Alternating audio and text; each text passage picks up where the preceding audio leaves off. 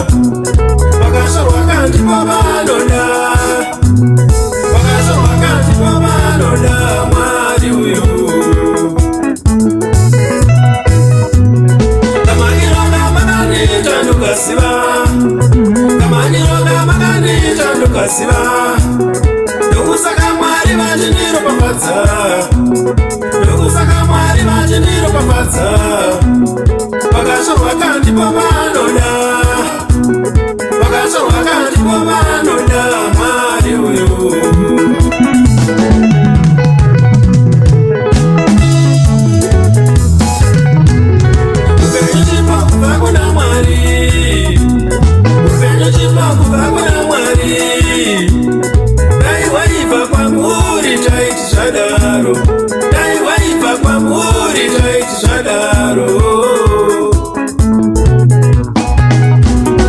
Upenyu chipangu pangu na Mwari, upenyu chipangu pangu na Mwari. Dai waipa kwa muri taiti chadaro, dai waipa kwa muri taiti chadaro.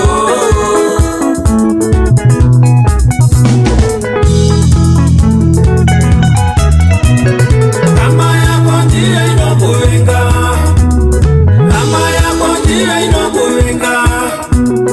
Hakuna mutorwa nokuvenga, hakuna mutorwa nokuvenga. Ama yako ndiye inokuroyawo, ama yako ndiye inokuroyawo. Hakuna mutorwa nokuroyawo, hakuna mutorwa nokuroyawo.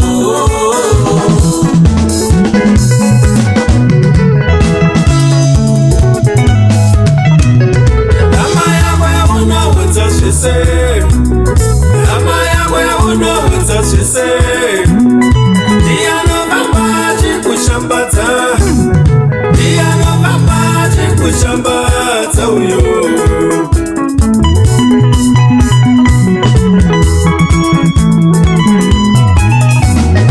Ama yako yaunowudza zvese, ama yako yaunowudza zvese. Ndianofamba achikushambadza, ndianofamba achikushambadza uyo.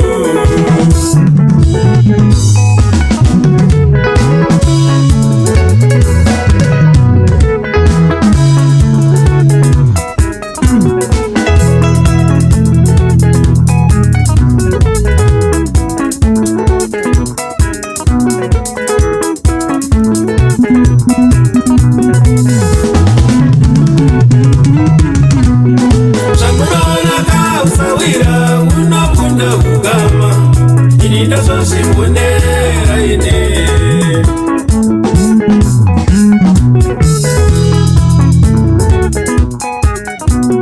Zvamunoona kausawira unokunda kugama, ini ndozvozvibonera ine. Asatisi dzoseka nyedza kuudza shamwari, asatisi dzoseka nyedza kuudza shamwari. Mumokamudza nhasi mangwana usekawo nadzo, mumokamudza nhasi mangwana usekawo nadzo. Mumokamudza nhasi havana chakudokesa suva, mumokamudza nhasi havana chakudokesa suva.